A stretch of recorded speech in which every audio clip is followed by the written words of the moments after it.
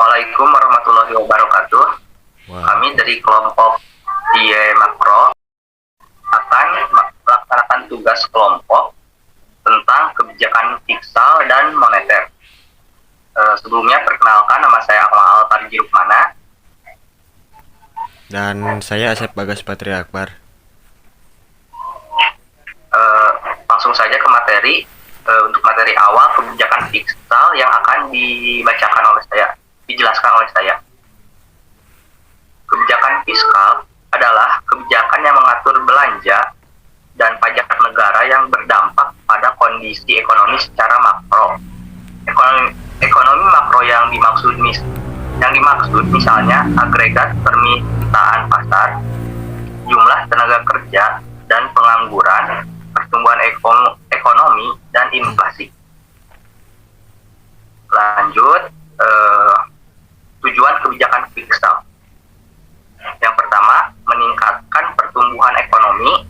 Lalu yang kedua, meningkatkan kualitas sumber daya manusia dan menekan angka pengangguran. Lalu yang ketiga, memastikan stabilitas harga. Yang keempat, meningkatkan laju investasi. Selanjutnya, lembaga kebijakan fiskal di Indonesia. Di Indonesia, kebijakan fiskal dilakukan oleh Badan Kebijakan Fiskal atau disingkat BKF, yang merupakan unit tingkat eselon 1 di bawah Kementerian Keuangan Republik Indonesia, dengan cakupan tugas yang meliputi ekonomi makro, pendapatan negara, belanja negara, pembiayaan sektor keuangan, dan kerjasama internasional. Asal teori pemikiran tentang fiskal pertama kali ditemukan oleh ahli ekonomi asal Inggris, yaitu John Maynard Keynes pada akhir tahun 1800-an.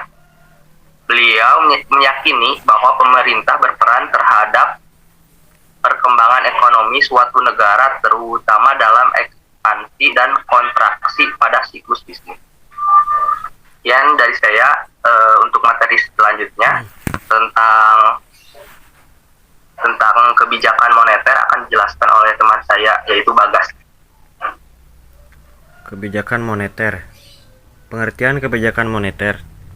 Kebijakan moneter adalah keputusan yang diambil oleh pemerintah dalam rangka menunjang aktivitas ekonomi melalui berbagai hal yang berkaitan dengan penetapan jumlah peredaran uang di masyarakat.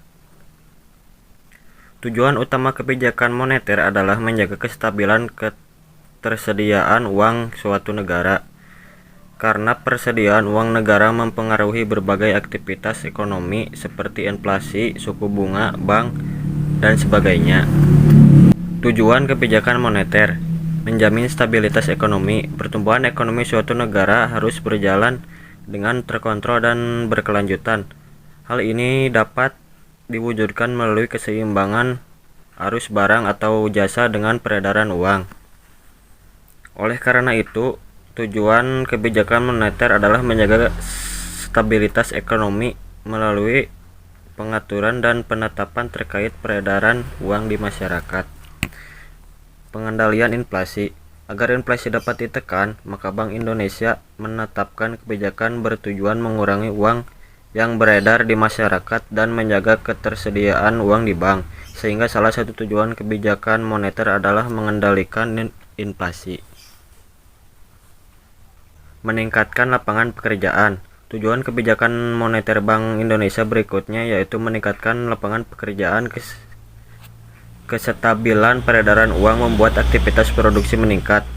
Dengan naiknya kebijakan produksi, maka diperlukan sumber daya manusia dalam pengelolaannya, sehingga hal ini mampu menyerap tenaga kerja dengan ketersediaan lapangan pekerjaan. Melindungi stabilitas harga barang di pasar. Tujuan kebijakan moneter diharapkan mampu melindungi stabilitas harga pasar. Ketika harga stabil, maka menimbulkan rasa percaya masyarakat terhadap tingkat harga sekarang dan di masa mendatang. Kestabilan harga ini bisa diatur melalui keseimbangan peredaran uang, permintaan barang, dan produksi barang. Instrumen kebijakan moneter. Kebijakan discount rate, operasi pasar terbuka, kebijakan rasio cadangan wajib, penetapan suku bunga acuan, imbauan moral. Contoh kebijakan moneter di Indonesia. Pelaksanaan kredit langsung oleh Bank Indonesia. Pertama, contoh kebijakan moneter adalah Bank Indonesia mengadakan kredit langsung. Pemberian kredit langsung kepada berbagai sektor atau proyek yang memerlukan dana secara mendesak. Hal ini dapat meningkatkan jumlah uang yang beredar karena harus membayar kegiatan dengan segera. Penyediaan fasilitas overdraft.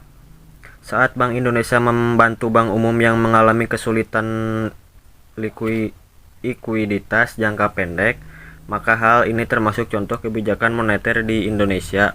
Melihat fasilitas overdraft, bantuan yang diberikan berupa pinjaman uang pendek dengan suku bunga tinggi. Hal ini diharapkan mampu mengontrol peredaran uang agar tetap stabil. Penerbitan surat undangan negara.